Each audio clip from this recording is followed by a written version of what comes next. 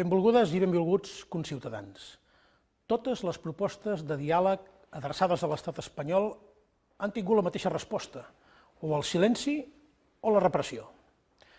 En la meva darrera carta al president espanyol li reiterava la necessitat de parlar i li recordava que aquest és un clam que ens és adreçat per molta gent des de molts llocs.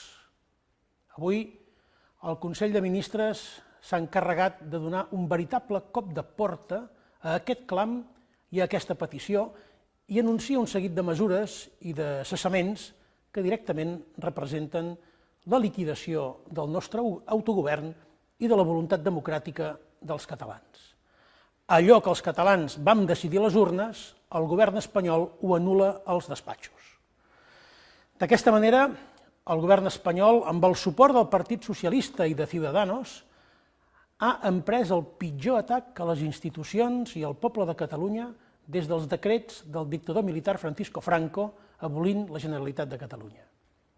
Menyspreant la voluntat popular expressada de manera nítida i massiva a les eleccions del 27 de setembre del 2015, violentant el nostre Parlament i totes les garanties i els drets dels diputats i les diputades que han escollit el president de la Generalitat i han aprovat el programa de govern, el govern espanyol s'ha autoproclamat de manera il·legítima el representant de la voluntat dels catalans.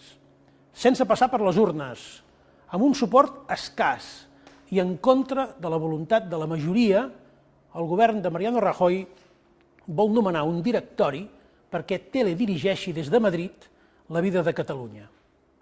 No és la primera vegada que, també amb el concurs del rei, les institucions catalanes reben un cop per part de l'estat espanyol per tal de rebaixar-les, reorientar-les o directament suprimir-les. I cada vegada el poble català s'ha sobreposat més fort i més determinat, conscient que les agressions han ocultat sempre la capacitat de fer política per part de l'Estat i que calia, en conseqüència, assolir més cotes d'autogovern. Del regionalisme de principi del segle XX al sobiranisme del segle XXI, la idea hegemònica a Catalunya ha estat sempre la mateixa. La Generalitat no és una institució que neix amb la Constitució espanyola actual. Molt abans de l'aprovació de la Carta Magna, la Generalitat ja funcionava i era restablerta de manera provisional atenent a la seva legitimitat històrica i a la continuïtat que havien garantit a l'exili els presidents Companys, Irla i Tarradellas. Per tant, cap decisió de cap govern no pot esborrar aquest fet persistent al llarg del temps. Ha estat la voluntat dels catalans la que ha permès defensar i restablir les nostres institucions. El que tenim ens ho hem guanyat sempre amb la força de la gent i la força de la democràcia. Les institucions catalanes i el poble de Catalunya no podem acceptar aquest atac.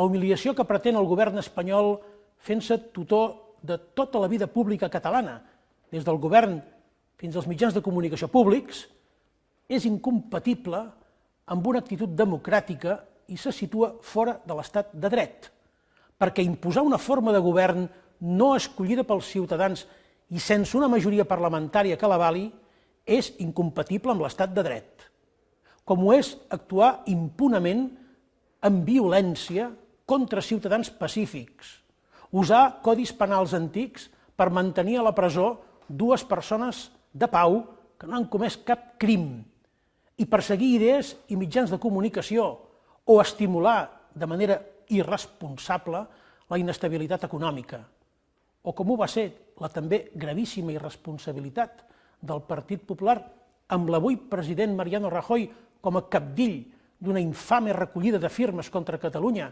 i la vergonyosa sentència del Tribunal Constitucional després, subratllo el després, que s'hagués aprovat l'Estatut de Catalunya per referèndum legal i acordat. Aquells responsables que van menysprear la voluntat dels catalans i van vulnerar el pacte constitucional del 78 són els qui avui ens volen governar.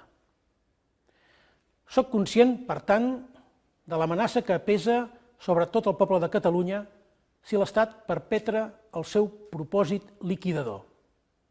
Ens hem de conjurar per tornar a defensar les nostres institucions com hem fet sempre, de manera pacífica i civilitzada, però carregats de dignitat i de raons. És per això que demanaré al Parlament que fixi la convocatòria d'una sessió plenària on els representants de la sobirania ciutadana, els escollits pels vots dels ciutadans per vosaltres, debatem i decidim sobre l'intent de liquidar el nostre autogovern y la nuestra democracia, y que actuemos en consecuencia. Quiero dirigir un mensaje a los demócratas españoles.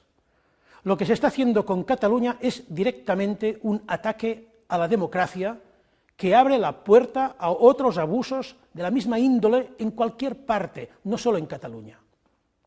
Criminalizar al disidente, negar la realidad y alzar muros de legalidades ante las ventanas de la voluntad ciudadana, si triunfa todo eso, el daño a la democracia y por tanto a los ciudadanos será muy severo y comportará un retroceso monumental.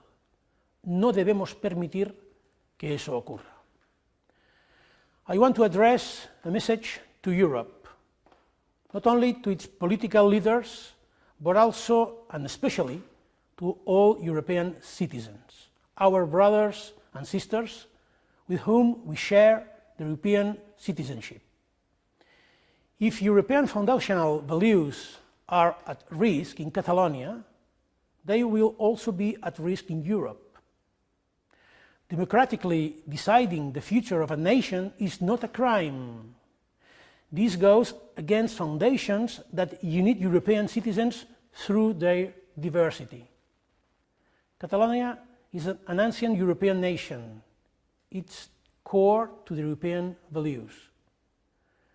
We do what we do because we believe in a democratic and peaceful Europe, the Europe of the Charter of Fundamental Rights that should protect each and every one of us. You should know that what you are fighting for at your home, we are also fighting for in Catalonia, and we will continue to do so.